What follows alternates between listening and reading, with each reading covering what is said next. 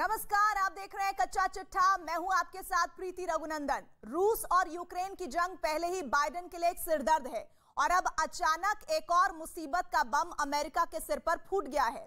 इस वक्त अल कायदा के नंबर 1 सरगना अल जवाहिरी के एक वीडियो ने अमेरिका के पुराने दावों पर सवाल खड़े कर दिए हैं। अल जवाहिरी मरा नहीं है बल्कि जिंदा है, और न सिर्फ जिंदा है बल्कि टीवी भी देख रहा है, मोबाइल पर व्हाट्सएप और फेसबुक भी इस्तेमाल कर रहा है और कविताएं भी लिख रहा है। यानी तोरा बोरा का वो तिलिस्म जिसको तोड़ देने का दावा अमेरिका ने किया था, वो आज भी जिंदा है।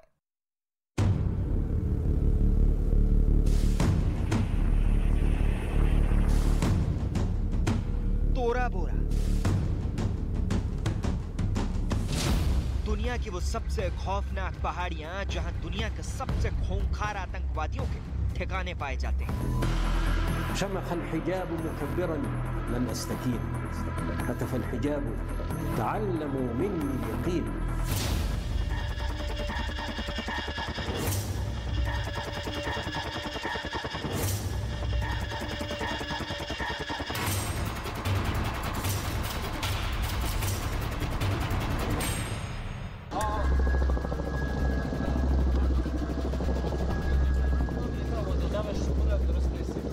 दुनिया की सबसे तेज दिमाग खुफिया एजेंसियां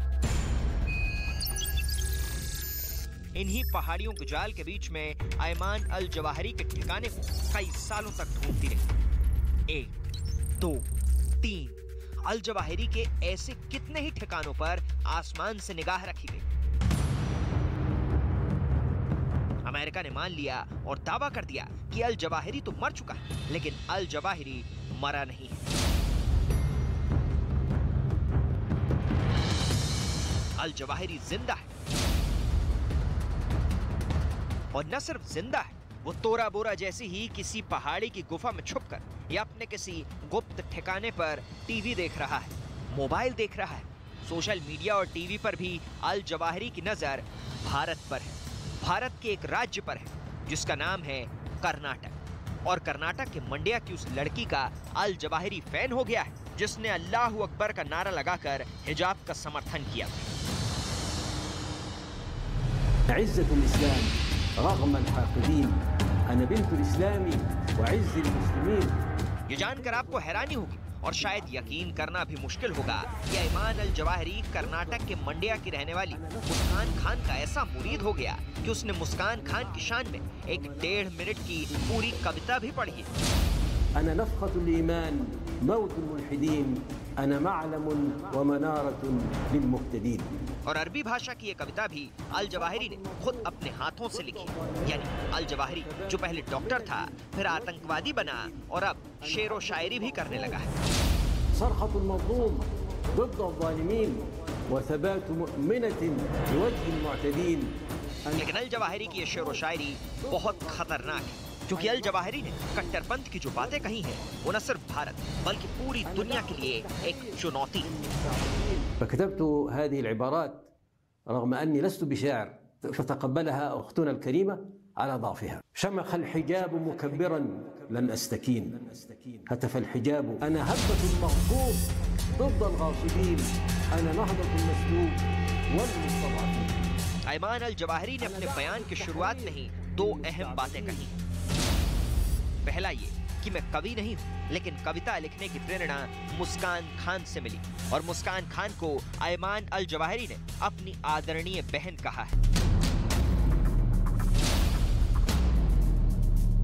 अल कायदा की मीडिया विंग अस-सहाबा ने अल जवाहिरी का ये वीडियो जारी किया, और इस पर जो फोटो है उसमें एक तरफ अल जवाहिरी की तस्वीर है और दूसरी तरफ मुस्कान खान की तस्वीर है, और उस पर शीर्षक लिखा है the noble woman of India, यानी भारत की एक नेक औरत, जिसकी तारीफ में अल जवाहिरी भी कसीदे पढ़ रहा है, कविताएं लिख रहा है। वो मुस्कान खान उस वक्त चर्चा में आई थी जब कर्नाटक में हिजाब पर आंदोलन शुरू किया गया था। मुस्कान खान कर्नाटक के मांड्या जिले में एक डिग्री कॉलेज की छात्रा है। मुस्कान ने हिजाब हटाने से मना कर दिया था और विरोध के बीच अल्लाहू अकबर का नारा लगाते हुए भीड़ के बीच आगे बढ़ गई।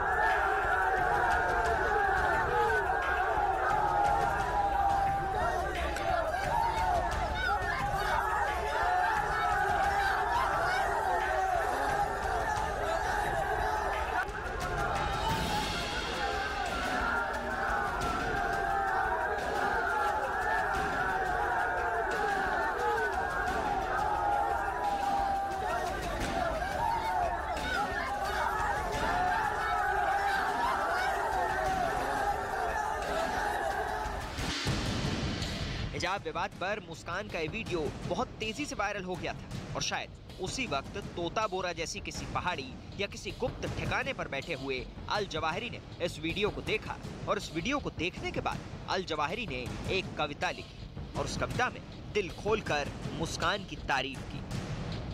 الحجاب مكبرا لن أستكين هتف الحجاب تعلموا مني اليقين أنا عزة الإسلام رغم الحاقدين أنا بنت إسلامي وعز المسلمين أنا قمة الأخلاق في العفن المهين أنا دعوة التوحيد ضد المشركين أنا نفخة الإيمان موت الملحدين أنا معلم ومنارة للمهتدين شمخ الحجاب مكبرا। ये कविता अगर सबसे ज्यादा किसी को परेशान कर रही है तो वो है अमेरिका की खुफिया एजेंसी CIA, अमेरिका के रक्षा मंत्रालय पेंटागन और अमेरिका के राष्ट्रपति जो बाइडेन।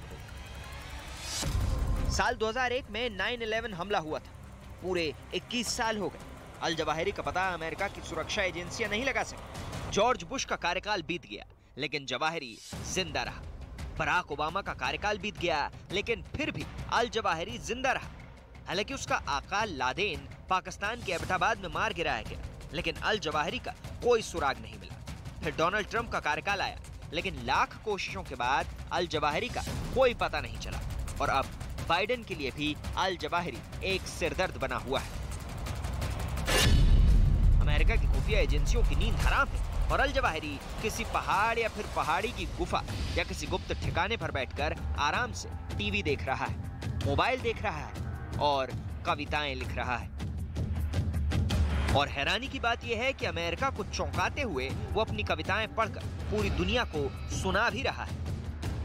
أنا صرخة المظلوم ضد الظالمين وثبات مؤمنة بوجه المعتدين أنا هبة المغصوب ضد الغاصبين أنا نهضة المسلوب والمستضعفين أنا دعوة التحرير للمستعبدين وتحرر المقهور من ذل مهين أنا معول الأوثان محق الزائغين أنا فأس إبراهيم والمستمسكين أنا بنت من سجدوا لرب العالمين। 6 दिसंबर से 17 दिसंबर के बीच साल 2001 में अमेरिका और नेटो सेनाओं ने तोरा बोरा की पहाड़ियों पर एक बहुत बड़ा सर्च ऑपरेशन चलाया था। रात दिन अमेरिका के लड़ाकू विमान तोरा बोरा की पहाड़ियों के चक्कर काट रहे थे। यहाँ तक कि आतंकवादियों का खात्मा करने के लिए अमेरिका ने अफगानिस्तान के पहाड़ों पर मदर ऑफ ऑल बम का भी इस्तेमाल किया था। लेकिन फिर भी अमेरिका को अल जवाहिरी के सिरदर्द से मुक्ति नहीं मिली थी। और आज एक बार फिर जब अल जवाहिरी का वीडियो सामने आया है तो दुनिया के बड़े-बड़े अखबारों ने इस पर हेडलाइंस बना दी।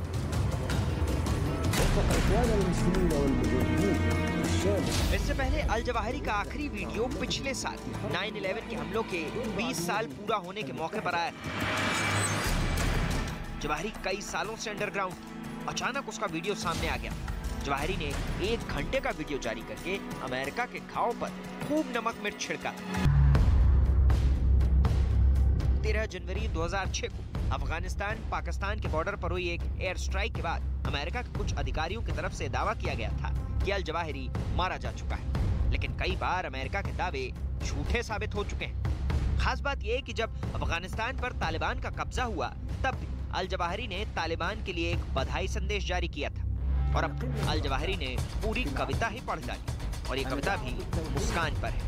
ये घटना इसी साल की। इसका मतलब अल जवाहिरी न सिर्फ जिंदा है बल्कि दुनिया भर की घटनाओं पर उसकी नजर भी बनी हुई है और अब मुस्कान पर लिखी उसकी एक कविता भी हेडलाइन बन गई।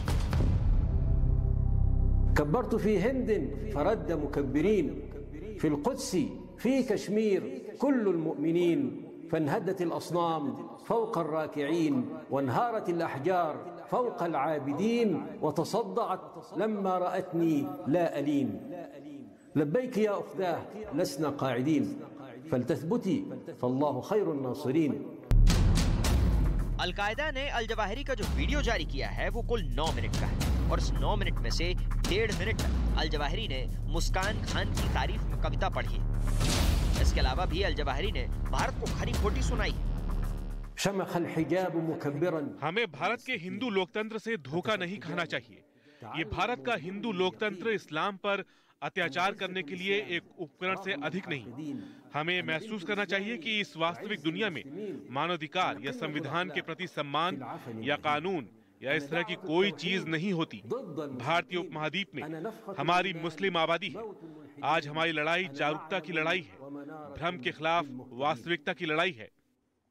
हमें समझना चाहिए कि हमें शरीयत को पकड़कर एक उम्मा के रूप में एकजुट होकर चीन से इस्लामिक मगरिब तक और कॉकेशस से सोमालिया तक संयुक्त रूप से कई मोर्चों पर एक ठोस युद्ध छेड़ना है। अल जवाहिरी ने अपने गुप्त ठिकाने से ही फ्रांस, हॉलैंड, स्विट्जरलैंड के खिलाफ जहर उगलते हुए ये भी कहा कि हिजाब को प्रतिबंधित करके इन्होंने अपनी असलियत का खुलासा किया है। अल जवाहिरी सचमुच में जिंदा है या नहीं, उसका एक मौजूदा वीडियो सामने आया है जिसमें उसने भारत के कर्नाटक में हिजाब वाले मामले पर अपना वक्तव्य दे दिया है। इससे कम यह तो कंफर्म हो जाता है कि अल जवाहिरी शायद अभी भी जिंदा है और अपनी गतिविधियों में अच्छी तरह से लगा हुआ है। यह बात अलग है कि अमेरिका और अन्य इंटेलिजेंस एजेंसीज उसके बारे में पुख्ता खबर नहीं रख पाई हुई हैं। कुल मिलाकर अमेरिका ही नहीं, भारत के लिए भी अल जवाहिरी की विचारधारा और कट्टरपंथी सोच एक बड़ा खतरा है। जवाहिरी के बयान के बाद आज दूसरी सबसे बड़ी इंटरनेशनल हेडलाइन बनी पुतिन की पुतिन जल्लाद कंपनी। रूस का ये ऐसा शैतान रेजिमेंट जिसे दुनिया पुतिन की अदृश्य सेना के नाम से जानती है। ब्रिटेन के खुफिया एजेंसी के मुताबिक इन सैनिकों की तादाद 1000 से भी ज्यादा है। पुतिन की जल्लाद कंपनी अब यूक्रेन में तबाही मचाने के लिए फुल एक्शन में है। टास्क लिस्ट तैयार है। बड़ा सवाल है, क्या यूक्रेन में अब नरसंहार पार्ट 2 होने वाला है? पुतिन की इस जल्लाद कंपनी का नाम क्या है, कैसे काम करती है, इस स्पेशल रिपोर्ट में ये देखिए।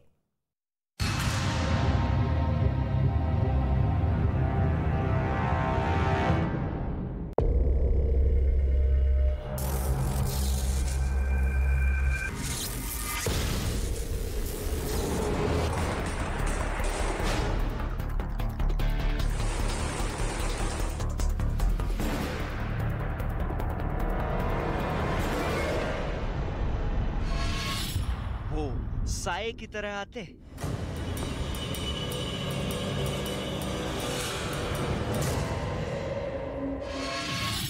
कहर बनकर टूटते,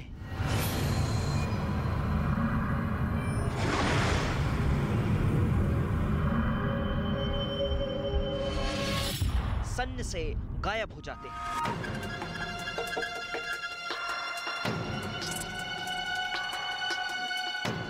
पुतिन के वो हंटर्स हैं जिनको रूस के दुश्मन देश जल्लाद करार देते हैं।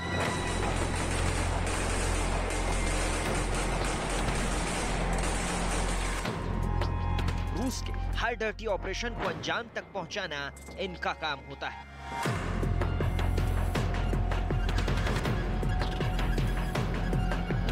इन्हें रूस के राष्ट्रपति व्लादिमीर पुतिन की अदृश्य सेना कहा जाता है।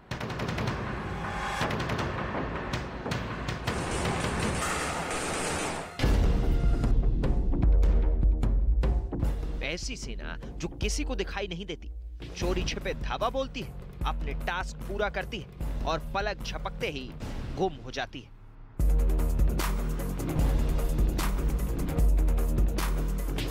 इस खास ग्रुप के सैनिक पुतिन के ऐसे वफादार कॉन्ट्रैक्ट किलर हैं जो उनके एक हुक्म पर जान लेने और जान देने के लिए हर वक्त तैयार रहते हैं। टास्क चाहे कितना भी मुश्किल क्यों ना हो, उसे पूरा करके ही दम लेते हैं।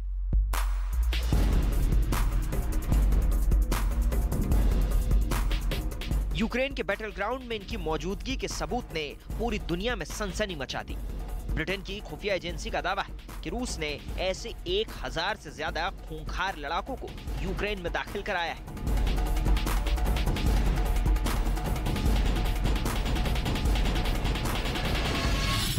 सबूत नंबर 1। सबूत नंबर 2। जिस तस्वीर को तैनाती का सबूत बताया जा रहा है उसमें सैनिक की वर्दी पर जो लोगो लगा है वो वैगनर ग्रुप का है। वैगनर ग्रुप को पुतिन की प्राइवेट आर्मी कहा जाता है। ये AK-15 राइफल थामे हुए हैं। AK-15 राइफल का इस्तेमाल रूस की स्पेशल फोर्स करती है। ये लड़ाका रेडिसन पार्क इन होटल के सामने खड़ा है, जो यूक्रेन के डोनेट्स्क में है। दावा है कि यूक्रेन में ऐसे 1000 से ज्यादा लड़ाके घुस गए। डोनेट्स्क में वैगनर ग्रुप की तैनाती यूक्रेन युद्ध की तस्वीर बदल सकती है। यूक्रेन में वैगनर ग्रुप की मौजूदगी का मतलब रूस ने अपना मास्टर स्ट्रोक चल दिया है। ऐसा मास्टर स्ट्रोक जिसने पूरे यूरोप और अमेरिका में खलबली मचा दी है। दावा किया जा रहा है कि रूस के राष्ट्रपति व्लादिमीर पुतिन ने यूक्रेन में बुचा से भी बड़ी तबाही लाने के लिए वैगनर ग्रुप को हरी झंडी दिखा दी है।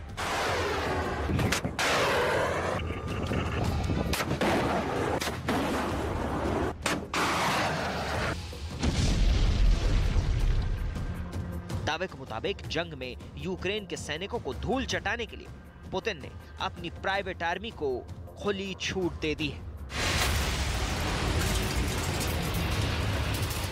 वैगनर ग्रुप रूस में प्राइवेट मिलिट्री कॉन्ट्रैक्टर्स की एक सीक्रेट एजेंसी है। रूस में से प्राइवेट मिलिट्री कंपनी कहा जाता है, लेकिन इसका काम बिल्कुल भी निजी मतलब के लिए नहीं है। यूक्रेन युद्ध के शुरू होने से पहले ही पुतिन ने वैगनर ग्रुप को यूक्रेन बॉर्डर तक पहुंचने के ऑर्डर पर साइन किया था।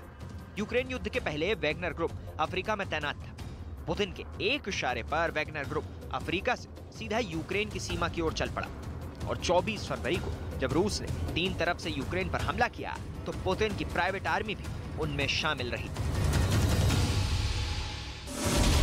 बेलारूस के रास्ते रूस ने यूक्रेन पर बड़ा हमला किया। हमले में रूस की सेना के साथ साथ चेचन के लड़ाके और वैगनर ग्रुप भी शामिल हुआ था।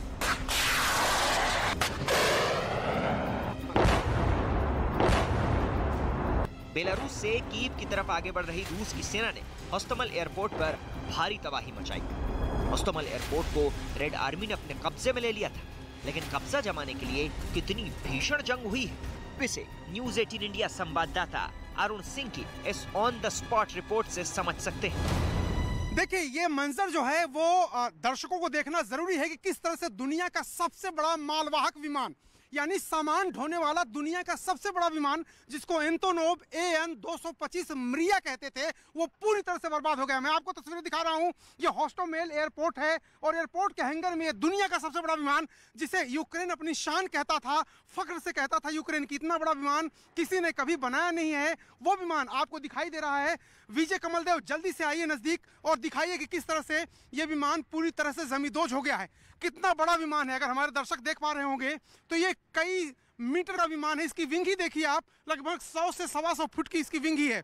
और दूसरी तरफ ये विमान का अगला हिस्सा है जिसको पूरी तरह से बर्बाद कर दिया गया है। इस हिस्से में पायलट बैठा करते थे, लेकिन ये हिस्सा पूरी तरह से क्षतिग्रस्त हो गया है। मैं आपको तस्वीरें दिखाता हूं, जरा देखिए। रूस ने टैंक से, गोले से, बम बारूद से पूरी तरह से बर्बाद कर दिया है इस एंटोनोव 225 जो इसका दुनिया का सबसे बड़ा मालवाहक विमान है। होस्टोमल एयरपोर्ट की जंग में यूक्रेन की सेना ने रूस का कड़ा मुकाबला किया था। रूस के दर्जनों टैंकों को तबाह कर दिया था, बख्तरबंद गाड़ियों को निशाने पर लिया था। यहाँ उन्होंने पहले कब्जा किया, यहाँ पर उन्होंने बेस बनाया, यहाँ पर उन्होंने अपनी आर्मर्ड व्हीकल को उतारे, यहाँ पर उन्होंने अपने टैंक उतारे, यहाँ पर अपने साजो सामान उतारे, यहाँ पर उन्होंने रसद उतारी। इस पूरे हवाई अड्डे को उन्होंने अपने कब्जे में ले लिया था। और कोशिश मैं कर रहा हूँ आपको दिखाने के लिए। ये देखिए, एक टैंक और भी है यहाँ पर। ये टैंक देखिए, ये भी पूरी तरह से खत्म हो गया है, जल गया है। इसके अलावा वी जो साइन होता है, वी साइन जो होता है वो रूस के टैंकों का साइन होता है। तो एक और टैंक दिखा रहा हूँ इधर, आप जिधर भी आप देखेंगे आपको चारों तरफ टैंक ही टैंक नजर आएंगे। इस लड़ाई में वैगनर ग्रुप के लड़ाके भी शामिल थे। कई दिनों की जंग के बाद होस्टोमल एयरपोर्ट पर रूस की सेना ने अपना कब्जा जमा लिया था। कब्जे की लड़ाई में भी रेड आर्मी के साथ पुतिन की प्राइवेट आर्मी ने बराबर का हिस्सा लिया। रूस के लड़ाके अब वहां से वापस लौट गए, लेकिन अपने पीछे पूरे इलाके में सैकड़ों जिंदा बम छोड़ गए हैं। संभल के चलना पड़ेगा क्योंकि लाइव गोले देखिए, ये छोटे छोटे एमुनिशन आपको दिखाई दे रहे होंगे। ये देखिए, छोटे से लेके बड़ा तक। ये देखिए, टैंक के छोटे छोटे छर्रे जिनको कहते हैं हिंदुस्तान में, वो आपको दिखाई दे रहे हैं। लेकिन किन गोलों से बर्बाद है, देखिए ये छोटी कार्ट्रिज आपको दिखाई दे रही है, ये यहाँ पर भी। लेकिन मैं आपको दिखा रहा हूँ कि किन बड़े गोलों से। अब छोटी मिसाइल्स जो होती हैं या छोटे रॉकेट होते हैं, उनके देखिए ये मलबे हैं, वो यहाँ पर फटे हैं। बहुत बुरी तरह से इस विमान को बर्बाद किया गया है। आपको दिखा रहा हूँ मैं, कैसे बर्बाद किया गया। बहुत सारे ऐसे गोले हैं और बहुत सारी ऐसी चीज़ें हैं जो अभी फटी नहीं हैं, तो इसलिए यहाँ पर संभल के चलने के लिए कहा जा रहा है हमें। ब्रिटिश इंटेलिजेंस के मुताबिक 1.25 महीने के युद्ध के बाद पुतिन ने वैगनर ग्रुप को अब उत्तर से हटाकर दक्षिण पूर्वी यूक्रेन में तैनात कर दिया, खासकर डोनेस्क इलाके में, जहां रूस की सेना के साथ मिलकर वैगनर ग्रुप के लड़ाके बुचा पार्ट 2 को अंजाम दे सकते हैं।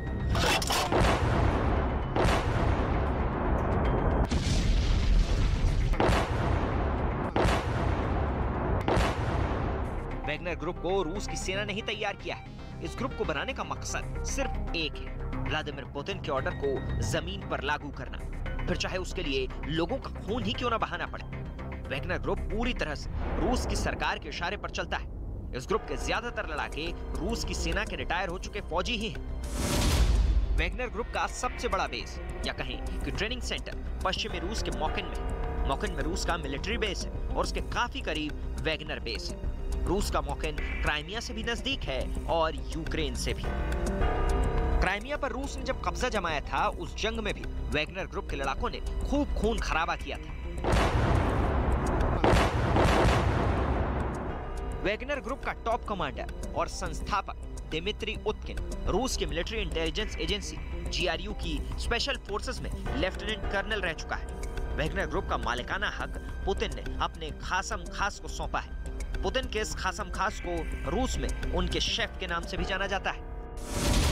नाम है येवगिनी प्रिगोजिन। येवगिनी प्रिगोजिन वैगनर ग्रुप के मालिक हैं। येवगिनी प्रिगोजिन को रूस में पुतिन का शेफ के नाम से जाना जाता है, लेकिन येवगिनी प्रिगोजिन के कंधों पर सबसे अहम जिम्मेदारी पुतिन की प्राइवेट सेना की है। पुतिन के किराए के सैनिक खूंखार सैनिकों की एक ऐसी फौज है जो नियम कायदे नहीं बल्कि सिर्फ पैसे की भाषा समझती है। एक अनुमान के मुताबिक रूस का किराए का एक सैनिक 3 महीने में लगभग 10 लाख रूसी रूबल कमा लेता है, मतलब भारतीय रुपयों में लगभग 10 लाख रुपए के बराबर। पुतिन की प्राइवेट सेना उनके इशारे पर कई देशों में अंडरकवर एजेंट के तौर पर काम करती है, लेकिन रूस इससे पल्ला झाड़ता रहा है। वो अपनी प्राइवेट सेना के वजूद को नहीं मानता, लेकिन यूरोपियन यूनियन रूस की प्राइवेट सेना वैगनर ग्रुप पर प्रतिबंध लगा चुकी है। संयुक्त राष्ट्र और फ्रांस में भी वैगनर ग्रुप पर हिंसा के आरोप लगते रहे हैं। वजह है वैगनर ग्रुप का इंटरनेशनल धंधा।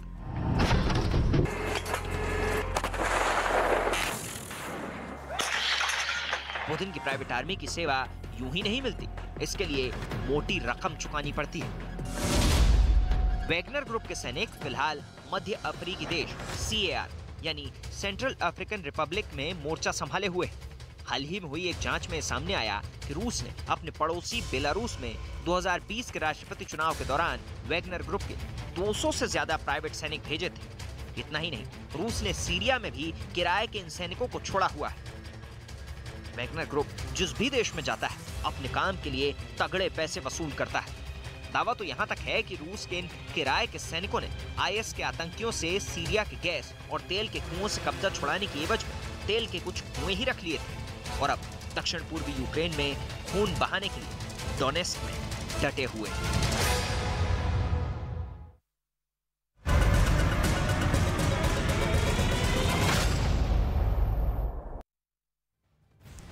यूक्रेन के बुचा शहर में जो हुआ वो दुनिया ने देखा। बुचा पर यूक्रेन के दर्द को दुनिया ने सुना, लेकिन इस पर रूस की क्या राय है? बुचा में जो हुआ उसे रूस सिर्फ प्रोपेगेंडा का नाम देकर कन्नी काट गया नहीं। बुचा में जो हुआ उसकी आंच रूस के राष्ट्रपति व्लादिमीर पुतिन तक गई है, जो यूक्रेन पर आखिरी प्रहार से पहले बुचा के लाशों से परेशान है। बुचा का नर्क ना उन्हें सोने देता है, ना कोई काम करने देता है। देखिए इसी पर हमारी खास रिपोर्ट।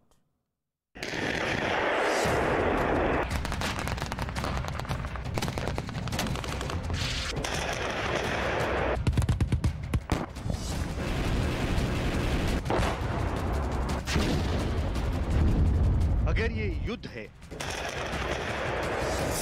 तो ये क्या है?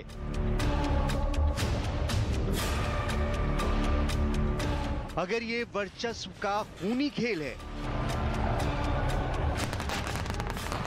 तो ये क्या है?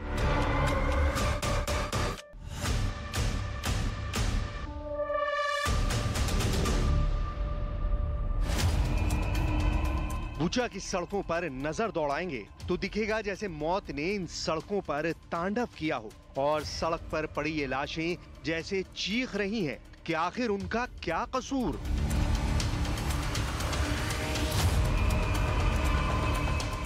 कल का हंसता खेलता जिंदा इंसान आज एक नंबर बनकर रह गया है।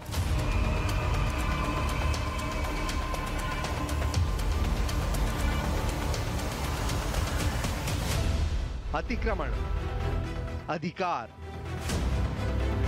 और अहंकार से उपजे हालात ने यूक्रेन के बुचा शहर को शमशान में बदल कर रख दिया है।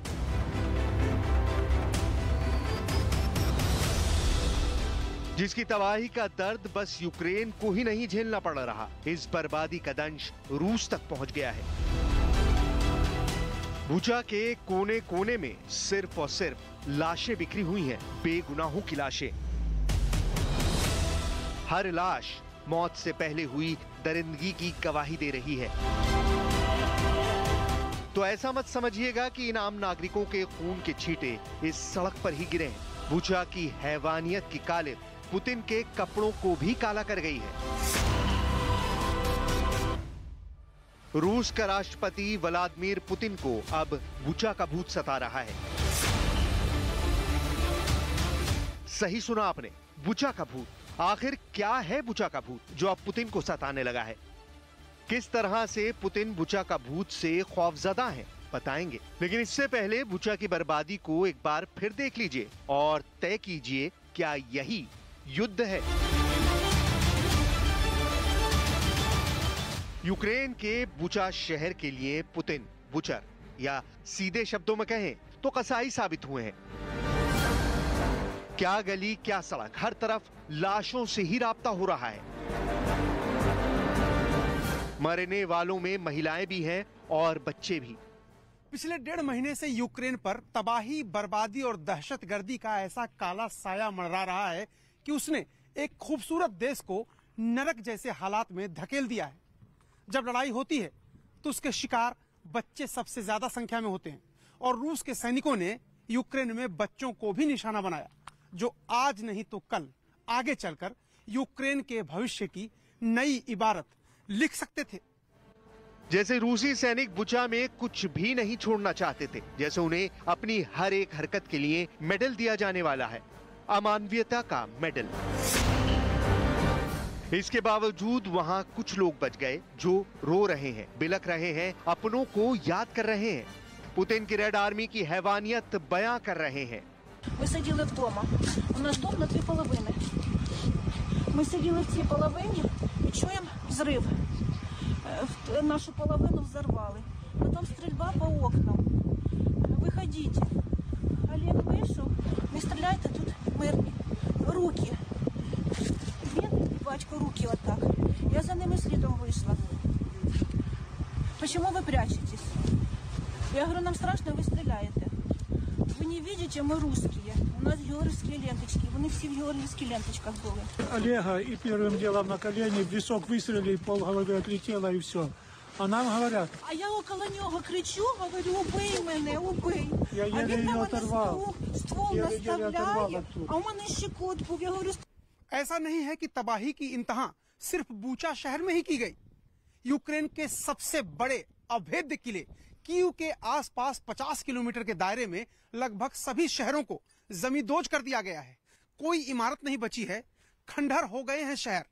लेकिन इस बीच कुछ लोग अब भी हैं हमारे जैसे, जो पूरी दुनिया को युद्ध की विभीषिका का दृश्य दिखा रहे हैं और हालात बता रहे हैं।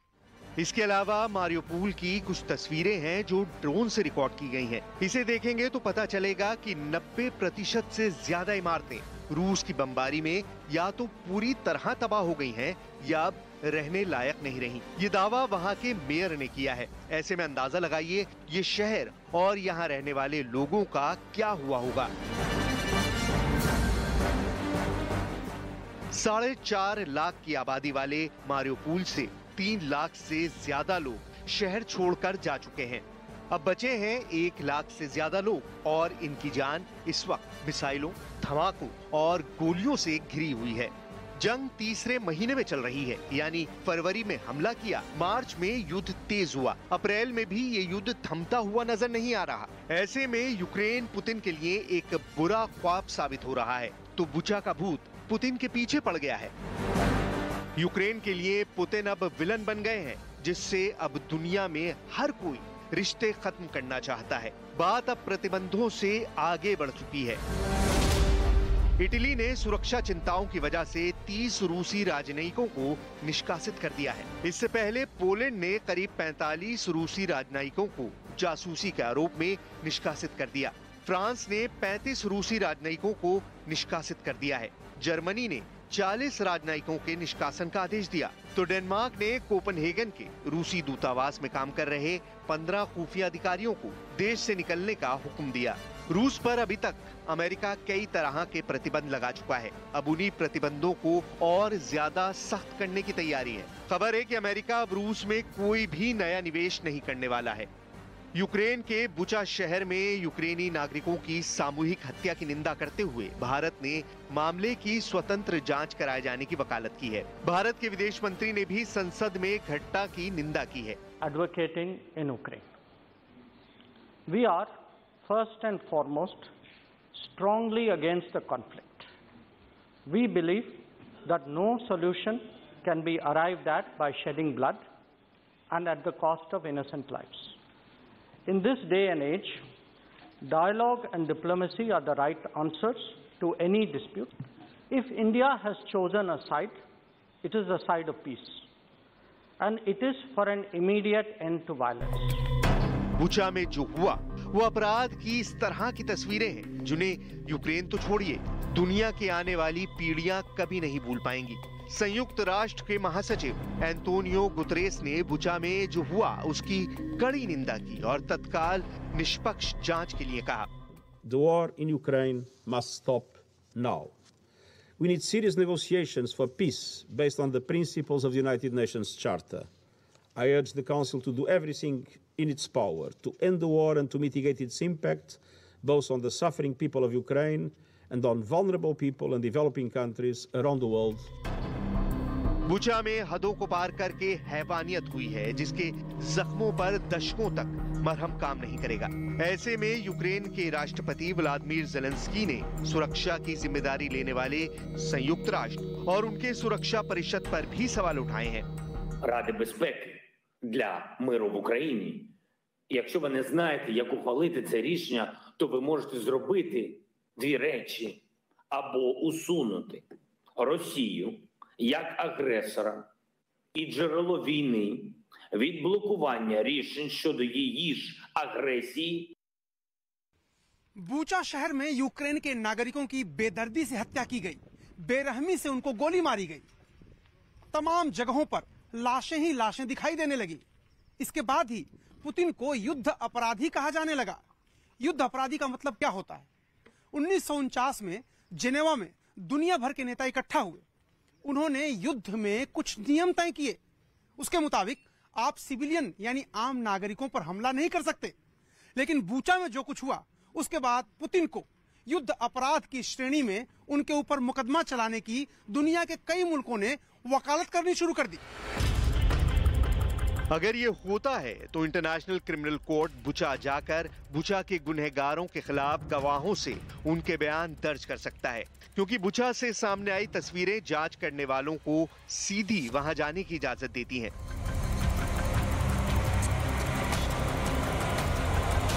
इसके अलावा यूक्रेनी सेना ने कुछ रूसी सैनिकों को भी बंधक बनाने का दावा किया है। उनके बयान भी लिए जा रहे हैं।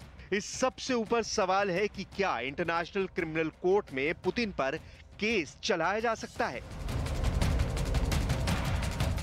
कोर्ट को पहले ये देखना होगा कि बुचा की बर्बरता के लिए कौन जिम्मेदार है। सैनिकों और कमांडरों के खिलाफ केस चलाना ज्यादा आसान होगा। जांच करने वाले पुतिन को भी घेर सकते हैं, जिसके लिए उन्हें ठोस सबूत देना होगा कि पुतिन ने ही बुचा के नरसंहार के आदेश दिए और युद्ध अपराध किया, या फिर वो जानते थे कि युद्ध अपराध हो रहे हैं जिन्हें रोकने में नाकाम रहे। इंटरनेशनल क्रिमिनल कोर्ट ने 28 फरवरी को यूक्रेन में रूस के खिलाफ जांच करने की बात कही थी, जिसमें सबसे बड़ा पेच ये फंसा कि रूस और यूक्रेन दोनों ही आईसीसी के सदस्य नहीं हैं।